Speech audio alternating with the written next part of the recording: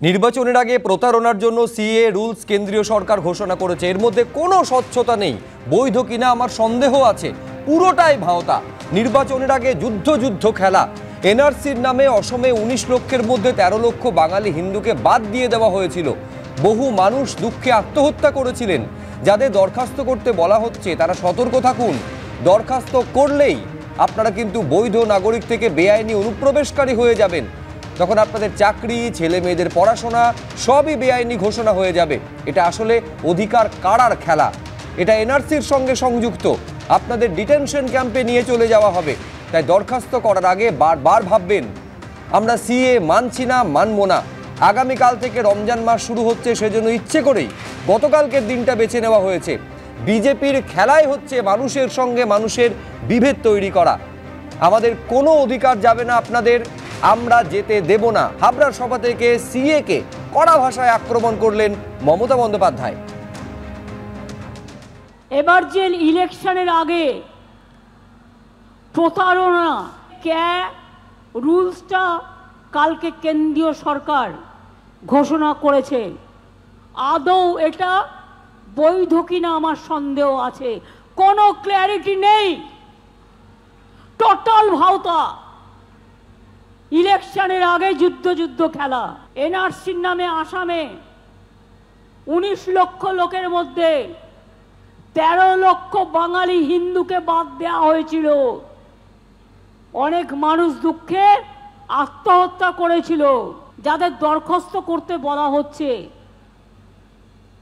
তার মানে তারা যেই দরখাস্ত করবেন সঙ্গে সঙ্গে তারা নাগরিক থাকা সত্ত্বেও আপনারা বেআইনি অনুপ্রবেশকারী হয়ে যাবেন।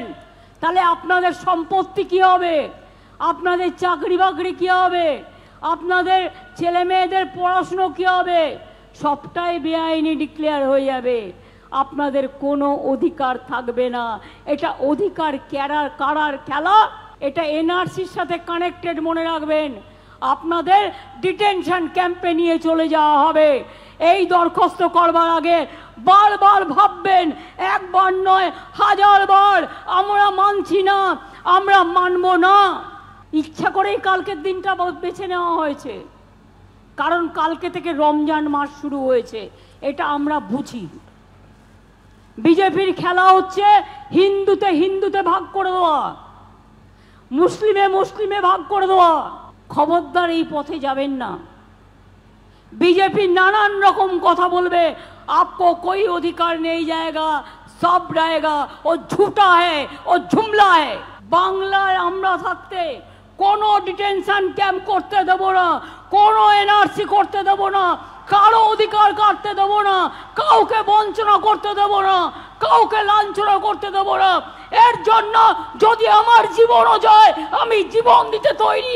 বাংলার মানুষের অধিকার আমি কিছুতেই কাটতে দেব না।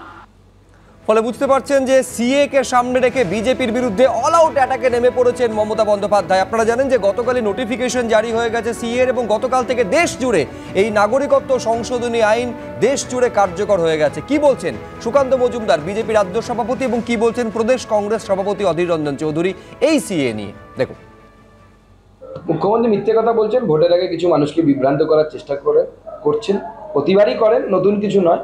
মিথ্যে কথা বলছেন। এবং আমরা যে সিএর মাধ্যমে নাগরিকত্ব দেব বলেছি, নাগরিকত্ব পাবে। কারো নাগরিকত্ব যাওয়ার 1%ও চান্স নেই, কারো নেই। সিএ এবং এনআরসি সম্পূর্ণ দুটো ভিন্ন জিনিস। ভারতবর্ষে আসাম বাদ দিয়ে কোথাও এনআরসি হয়নি। আসামে হয়েছে সুপ্রিম কোর্টের রায়ে। সিএ এর সাথে এনআরসির কোনো সম্পর্ক নেই। যারা বাংলাদেশ থেকে এপারে আসতে বাধ্য হয়েছে তাদেরকে আবেদন জানাবো যে মুখ্যমন্ত্রীর মুখে আপনারা ঝামা ঘষে দিন। একটিও ভোট তৃণমূল কংগ্রেসকে দেবেন না। তৃণমূল কংগ্রেসকে ভোট দেওয়া মানে মুখ্যমন্ত্রী এবং পাকিস্তানের তাবেদারি করা। চ্যালেঞ্জ নিতে পারে যে কারো নাগরিকত্ব বাতিল হচ্ছে এই সিএ এর ফলে, তাহলে মুখ্যমন্ত্রীর সামনে আমরা কান ধরে উঠবোস করতে রাজি আছি। মোদি জানে যে এই আইনটা একটা বেআইন, তাই মোদি নিজের ইমেজ খারাপ করলো না, তার জন্য অমিত শাহকে দিয়ে বলালো। কারণ মোদি জানে এই আইনটা বেআইন, তাই এটা নিজে বলছে না, অমিত শাহকে দিয়ে বলাচ্ছে। দূর থেকে হাততালি দিবে।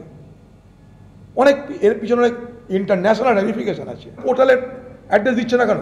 আজ থেকে পোর্টালে অনলাইন আপলোড হোক। আমরা জানতে চাই কি কি ডিমান্ড আছে, কি কি নথি চাই।